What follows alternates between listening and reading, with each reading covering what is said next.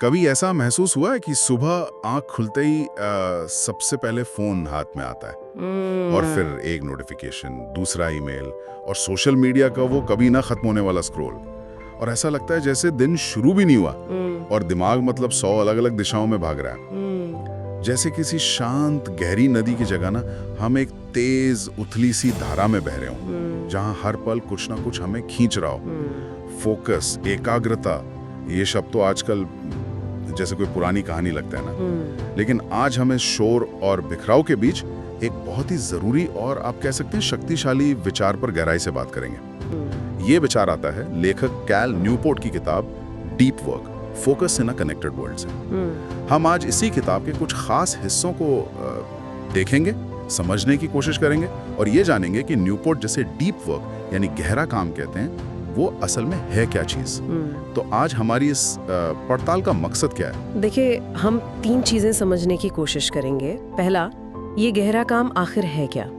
दूसरा, आज की हाइपर कनेक्टेड दुनिया में ये कितना कीमती क्यों है और साथ ही इतना मुश्किल क्यों हो गया है। और तीसरा, सबसे जरूरी, हम इसे अपनी जिंदगी में वापस कैसे ला सकते हैं ताकि हम सिर्फ व्यस्त नहीं बल्कि वाकई कुछ सार्थक कर सकें। तो चलिए शुरू करते हैं। अच्छा, तो सबसे पहले न्यूपोर्ट 2 बिल्कुल अलग तरह के कामों में फर्क बताते हैं। एक है शैलो वर्क, सतही काम। जरा सोचिए, ये वो सारे काम हैं जो हम अक्सर करते रहते हैं और जो हमें बिजी होने का एहसास कराते हैं। जैसे लगातार ईमेल चेक करना, उनका जवाब देना, बिना किसी ठोस एजेंडा के मीटिंग में बैठे रहना, सोशल मीडिया पर अपडेट देखना या पोस्ट करना, ऑफिस की गपशप, या वो छोटे मोटे लॉजिस्टिकल काम जो ज़रूरी तो लगते हैं पर दिमागी तौर पर ज़्यादा चुनौती नहीं देते। ये काम अक्सर ध्यान भटकाव के बीच होते हैं। मतलब आप एक ईमेल लिख रहे हैं, तभी फ़ोन बज गया, फिर कोई मैसेज आ गया, फिर आप कुछ और करने लगे। न्यूपोर्ट कहते हैं कि इस तरह के काम हमारी जो संज्ञानात्मक क्षमताएं हैं, उनका ज़्यादा इस्तेमाल नहीं करते। इन्हें आसानी से दोहराया जा सकता है और ये दुनिया में ज्यादा नया मूल्य नहीं जोड़ते हैं। ये हमें बिजी रखते हैं, शायद थका भी देते हैं, लेकिन ये हमें आगे नहीं बढ़ाते हैं। हाँ, बिल्कुल। और इसकी ठीक उलट है डीप वर्क, गहरा काम, और इसकी परिभाषा ही इसकी अहमियत बताती है। देखिए, डीप वर्क वो पेशेवर गतिविधियां हैं जो ध्यान भटकने से मुक्त अवस्था में की जाती हैं ताकि आपकी जो संज्ञानात्मक क्षमताएं हैं वो अपनी सीमा तक पहुंच सके। ये वो काम है जो नई चीजें बनाते हैं, आपकी स्किल को बेहतर करते हैं और जिन्हें दोहराना या किसी और से करवाना मुश्किल होता है। सोचिए, जैसे कोई सर्जन जो एक मुश्किल ऑपरेशन कर रहा है, या कोई संगीतकार जो नई धुन बना रहा है, या कोई स्ट्रैटेजिस्ट जो कंपनी के भविष्य की योजना बना रहा है, या एक लेखक जो किसी गहरे विचार को शब्दों में ढाल रहा है। इन सब में कॉमन क्या है? पूरी तल्लीनता, बिना किसी भटकाव के अपनी पूरी मानसिक ऊर्जा को एक कठिन लक्ष्य पर केंद्रित करना। ये वो जोन है जहां असली महारत हासिल होती है, जहां मुश्किल समस्याओं के हल निकलते हैं और जहां सच में कुछ नया और मूल्यवान रचा जाता है।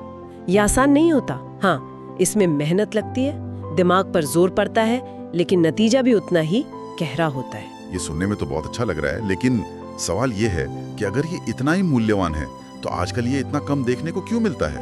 न्यूपोर्ट तो कहते हैं कि ये आज के दौर का सबसे कीमती कौशल है और साथ ही सबसे दुर्लभ भी। ऐसा क्यों? इसके कई कारण हैं और ये सब आपस में जुड़े हुए हैं। पहली बात तो ये कि हमारी आज की जो अर्थव्यवस्था है और टेक्नोलॉजी, वही ऐसी हैं जो लगातार हमारा ध्यान खींचने पर तुली हुई हैं। Social media platforms, news apps, email, messaging, ये सब इसी तरह डिज़ाइन किए गए हैं कि हम बार बार इनकी तरफ लौटें। हमारा ध्यान ही इनका एक तरह से कच्चा माल है। कंपनियां चाहती हैं कि हम ज़्यादा से ज़्यादा समय उनकी स्क्रीन पर बिताएं और इसके लिए वो हर संभव मनोवैज्ञानिक तरकीब अपनाती हैं। अच्छा। दूसरी बात, कई वर्कप्लेस कल्चर्स में ना व्यस्त दिखना ही प्रोडक्टिव होने का पर्याय बन गया है। हाँ, ये तो है। तुरंत ईमेल का जवाब देना, हर मीटिंग में मौजूद रहना, हमेशा ऑनलाइन दिखना, इसे अक्सर अच्छा माना जाता है। ऐसे माहौल में घंटों तक शांत बैठकर किसी एक चीज पर गहराई से काम करने वाले को कई बार आलसी या टीम प्लेयर ना होने वाला समझ लिया जाता है। ये जो कनेक्टिविटी का कल्चर है, ये डीप वर्क के बिल्कुल खिलाफ जाता है। और तीसरा, शायद सबसे जरूरी कारण हमारे दिमाग की प्रकृति से जुड़ा है। यहाँ पर न्यूरोप्लास्टिसिटी यानी मस्तिष्क की जो अनुकूलन क्षमता है उसका जिक्र आता है। हमारा दिमाग कोई पत्थर की लकीर नहीं है, वो लगातार बदलता रहता है उन चीजों के आधार पर जिन पर हम ध्यान देते हैं। अगर हम लगातार छोटे छोटे आसान भटकाओं के आदी हो जाते हैं, जैसे नोटिफिकेशन चेक करना, तो हमारा दिमाग इसी तरह के त्वरित इनाम और सतहीपन का आदी हो जाता है। गहराई से सोचने और लंबे समय तक ध्यान केंद्रित करने की उसकी क्षमता वो धीरे धीरे कम होती जाती है। हम अनजाने में ही अपने दिमाग को भटकने की ट्रेनिंग दे रहे होते हैं। मतलब ये सिर्फ इच्छा शक्ति की कमी नहीं है, बल्कि हमारा माहौल और हमारी आदतें मिलकर हमारे दिमाग को ही बदल रही हैं। ये तो थोड़ा डरावना है। क्या इसका मतलब है कि अगर हम लगातार शैलो वर्क करते रहें तो डीप वर्क करने की हमारी काबिलियत ही खत्म हो सकती है? देखिए, पूरी तरह खत्म शायद ना हो, लेकिन कमजोर जरूर पड़ जाती है। सोचिए, जैसे कोई मांसपेशी जिसे आप इस्तेमाल नहीं करते, वो धीरे धीरे कमजोर हो जाती है ना? हाँ, वैसे ही ध्यान केंद्रित करने की क्षमता भी एक मानसिक मांसपेशी की तरह है। अगर आप इसे प्रशिक्षित नहीं करेंगे, इसे चुनौती नहीं देंगे, तो ये स्वाभाविक रूप से कमजोर पड़ती जाएगी। अच्छा। न्यूपोर्ट इसी बात पर जोर देते हैं कि डीप वर्क कोई जन्मजात प्रतिभा नहीं है, बल्कि एक कौशल है जिसे साधना पड़ता है, जैसे कोई एथलीट या संगीतकार अपनी कला को साधता है। अच्छा। ये न्यूरोप्लास्टिसिटी दोनों दिशाओं में काम करती है। जैसे हम अपने दिमाग को भटकने की ट्रेनिंग दे सकते हैं, वैसे ही हम उसे फोकस करने की ट्रेनिंग भी दे सकते हैं। अगर हम जानबूझकर नियमित रूप से बिना भटकाव के डीप वर्क करने का अभ्यास करें, भले ही शुरू में थोड़े समय के लिए ही सही, तो धीरे धीरे हमारा दिमाग गहराई और एकाग्रता के लिए फिर से तारबद्ध होने लगता है। ये एक अनुशासन है जिसे लगातार बनाए रखने की जरूरत है। कैल न्यूपोर्ट खुद इसका एक जीता जागता उदाहरण है। वो एक कंप्यूटर साइंस के प्रोफेसर हैं, लेखक हैं, और उन्होंने जानबूझकर सोशल मीडिया से खुद को पूरी तरह अलग कर लिया। उनका कोई फेसबुक, ट्विटर या इंस्टाग्राम अकाउंट नहीं है। आज के दौर में ये सोचना भी थोड़ा अजीब लगता है, खासकर किसी ऐसे व्यक्ति के लिए जिसका काम विचारों को फैलाना है। लेकिन उनका तर्क क्या है इसके पीछे? उनका तर्क बहुत सीधा है एक्चुअली। वो मानते हैं कि सोशल मीडिया और इसी तरह की दूसरी जो ध्यान भटकाने वाली टेक्नोलॉजीज हैं, उनसे मिलने वाला थोड़ा बहुत फायदा उस नुकसान के मुकाबले कुछ भी नहीं है जो हमारे ध्यान केंद्रित करने की क्षमता को होता है। वो कहते हैं कि उनका समय और उनकी मानसिक ऊर्जा बहुत कीमती है और वो उसे उन कामों पर लगाना चाहते हैं जो वास्तव में मायने रखते हैं, जैसे जटिल समस्याओं पर शोध करना, गहरी किताबें लिखना, अपने छात्रों को पढ़ाना। ये सब डीप वर्क की मांग करते हैं। अच्छा। उनका मानना है कि आज की अर्थव्यवस्था में सफल होने के लिए आपको दो चीजें करने में सक्षम होना होगा। या तो आप तेजी से मुश्किल चीजें सीख सकें, या फिर आप उच्च गुणवत्ता का काम बहुत तेजी से कर सकें। ओके। और ये दोनों ही क्षमताएं डीप वर्क पर निर्भर करती हैं। सोशल मीडिया या लगातार ईमेल चेक करना आपको ये क्षमताएं नहीं देगा। इसलिए उन्होंने सचेत रूप से इस डिजिटल शोर से खुद को अलग किया और फोकस को अपनी पहचान बनाया। ये तो एक बहुत बड़ा कदम है और शायद सबके लिए संभव न हो। मान लीजिए किसी का काम ही ऐसा है जहां उसे सोशल मीडिया पर एक्टिव रहना पड़ता है या जहां तुरंत जवाब देने की उम्मीद की जाती है। ऐसे में डीप वर्क कैसे किया जाए? क्या न्यूपोर्ट इसके लिए कुछ प्रैक्टिकल तरीके सुझाते हैं? हाँ, बिल्कुल। न्यूपोर्ट ये नहीं कहते कि हर किसी को सोशल मीडिया छोड़ देना चाहिए या दुनिया से कट जाना चाहिए। वो समझते हैं कि अलग अलग लोगों के लिए अलग अलग रणनीतियाँ काम करेंगी। वो डीप वर्क को अपने जीवन में शामिल करने के लिए कई मॉडल या कह लीजिए दर्शन सुझाते हैं। अच्छा। पहला है मठवासी मोनास्टिक तरीका। ये सबसे कट्टर है। इसमें लोग शैलो वर्क को लगभग पूरी तरह खत्म कर देते हैं, जैसे न्यूपोर्ट ने खुद किया। ये शायद बहुत कम लोगों के लिए संभव है। हाँ। दूसरा है द्वि-मॉडल तरीका। इसमें आप अपने समय को स्पष्ट रूप से दो हिस्सों में बांटते हैं। एक लंबा हिस्सा, जैसे हफ्ते के कुछ दिन या महीने का एक हफ्ता, पूरी तरह डीप वर्क के लिए समर्पित होता है, जहां बाकी दुनिया से कट जाते हैं, और बाकी समय आप सामान्य शैलो कामों के लिए रखते हैं। ओके। तीसरा है लयबद्ध तरीका। ये शायद ज्यादातर लोगों के लिए सबसे प्रैक्टिकल है। इसमें आप हर दिन एक निश्चित समय डीप वर्क के लिए तय करते हैं, जैसे सुबह के पहले 2-3 घंटे। इसे एक आदत बना लेते हैं, जैसे रोज व्यायाम करना। ये सही लग रहा है। और चौथा है पत्रकारिता तरीका। ये उन लोगों के लिए है जिनका शेड्यूल बहुत अप्रत्याशित होता है।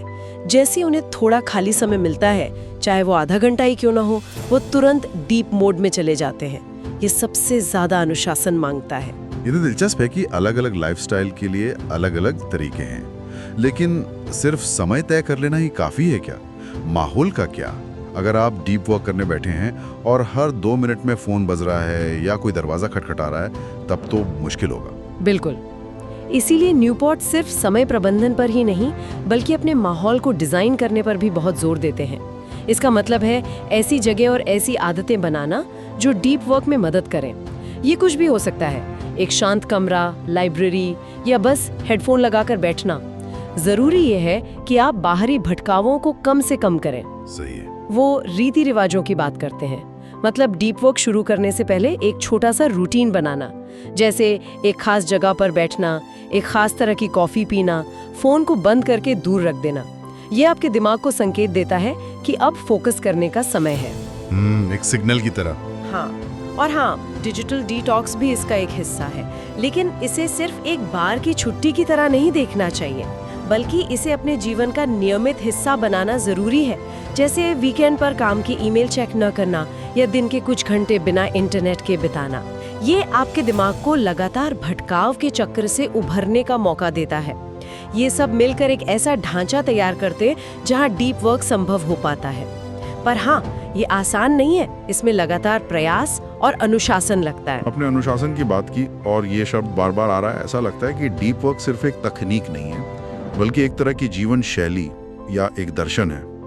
और ये सिर्फ ज्यादा काम करने या ज्यादा प्रोडक्टिव होने के बारे में नहीं है ना? न्यूपोर्ट इसके गहरे मतलब की भी बात करते हैं। हाँ, ये बहुत महत्वपूर्ण बिंदु है। डीप वर्क का लक्ष्य सिर्फ आउटपुट बढ़ाना नहीं है। न्यूपोर्ट तर्क देते हैं कि डीप वर्क हमारे काम को और हमारे जीवन को अर्थ प्रदान करता है। जब हम किसी चीज में पूरी तरह डूब जाते हैं, अपनी क्षमताओं का भरपूर इस्तेमाल करते हैं और कुछ चुनौतीपूर्ण बनाते हैं, तो हमें एक गहरी संतुष्टि मिलती है।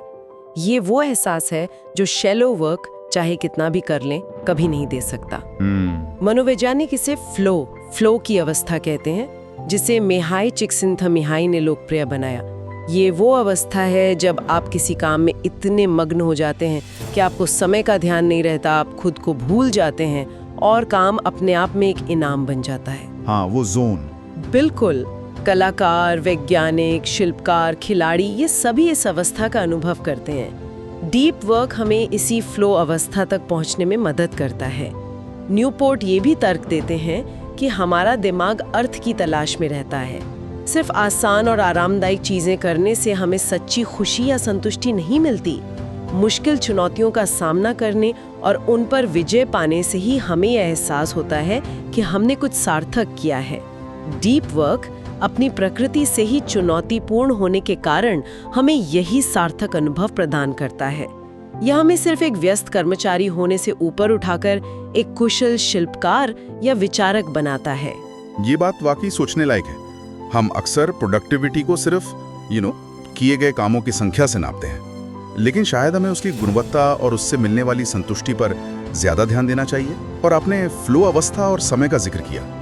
क्या डीप वर्क के दौरान समय का अनुभव वाकई बदल जाता है? हाँ, कई लोग ऐसा अनुभव करते हैं। जब आप पूरी तरह केंद्रित होते हैं तो बाहरी दुनिया और समय का भान कम हो जाता है। ऐसा लग सकता है कि समय या तो बहुत तेजी से बीत गया या फिर जैसे फैल गया हो, जहां आपने कुछ ही घंटों में इतना कुछ कर लिया जितना सामान्य दिनों में शायद पूरे हफ्ते में न कर पाते। अच्छा, ऐसा इसलिए होता है क्योंकि आपकी सारी मानसिक ऊर्जा एक ही चीज पर लगी होती है। कोई बिखराव नहीं, कोई मल्टीटास्किंग नहीं, जो असल में तेजी से एक काम से दूसरे पर स्विच करना होता है और बहुत ऊर्जा बर्बाद करता है। जब फोकस इतना गहरा होता है तो आप तेजी से सीखते हैं, कनेक्शन बेहतर बनाते हैं और ज्यादा गुणवत्ता वाला काम करते हैं। न्यूपोर्ट का तर्क है कि डीप वर्क में बिताया गया 1 घंटा शैलो वर्क में बिताए कई घंटों से ज्यादा मूल्यवान हो सकता है। यह हमें उस प्रचलित धारणा से दूर ले जाता है कि ज्यादा व्यस्त मतलब ज्यादा सफल। असली सफलता शायद कम लेकिन बेहतर करने में है। यानी कम समय में ज्यादा गहराई से ज्यादा केंद्रित होकर काम करना। यह न केवल बेहतर नतीजे देता है, बल्कि शायद हमें ज्यादा सुकून और नियंत्रण का एहसास भी कराता है। तो अगर हम आज की इस पूरी बातचीत का सार निकालें तो कैल न्यूपोर्ट की डीप वर्क की अवधारणा हमें एक रास्ता दिखाती है। ये रास्ता है आज के डिजिटल शोर, लगातार भटकाव और सतहीपन से बाहर निकलकर अपने काम और जीवन में गहराई, अर्थ और सच्ची प्रोडक्टिविटी पाने का। ये सिर्फ एक टाइम मैनेजमेंट तकनीक नहीं है, बल्कि अपने ध्यान को साधने, अपनी क्षमताओं को निखारने और अंततः एक ज्यादा संतुष्ट जीवन जीने का एक तरीका है। ये हमें याद दिलाता है कि शायद महानता या सच्ची उपलब्धि अक्सर उस उन्मादी भीड़ और शोर शराबे में नहीं मिलती जहां हर कोई दिखने और सुने जाने की कोशिश कर रहा है, बल्कि वो उस शांत एकाग्र अवस्था में पाई जाती है जहां मन पूरी तरह से वर्तमान क्षण में अपने काम की गहराइयों में उतरा होता है। वो सन्नाटा जहां असली सृजन होता है। बिल्कुल। और जैसा कि स्रोत के अंत में इशारा किया गया है, शायद यही सबसे बड़ा सवाल है जो हमें खुद से पूछना चाहिए। सृजन, स्पष्टता और सच्ची सफलता की जो यात्रा है, वो अक्सर उसी गहरे सन्नाटे से शुरू होती है। जब हम बाहरी शोर को बंद करते हैं, तभी अंदर की आवाज ठीक से सुनाई देती है। तो अंत में ये विचार छोड़ जाते हैं जो शायद न्यूपोर्ट की किताब का मूल आह्वान भी है। क्या हम में उस सन्नाटे में उतरने की इच्छा है? क्या हम उस गहराई को आजमाने के लिए तैयार हैं जहां ध्यान भटकता नहीं बल्कि केंद्रित होता है? क्योंकि शायद वहीं से वो रास्ता खुलता है जहां हम न सिर्फ बेहतर काम कर पाते हैं, बल्कि जीवन को ज्यादा गहरे अर्थों में जी पाते हैं।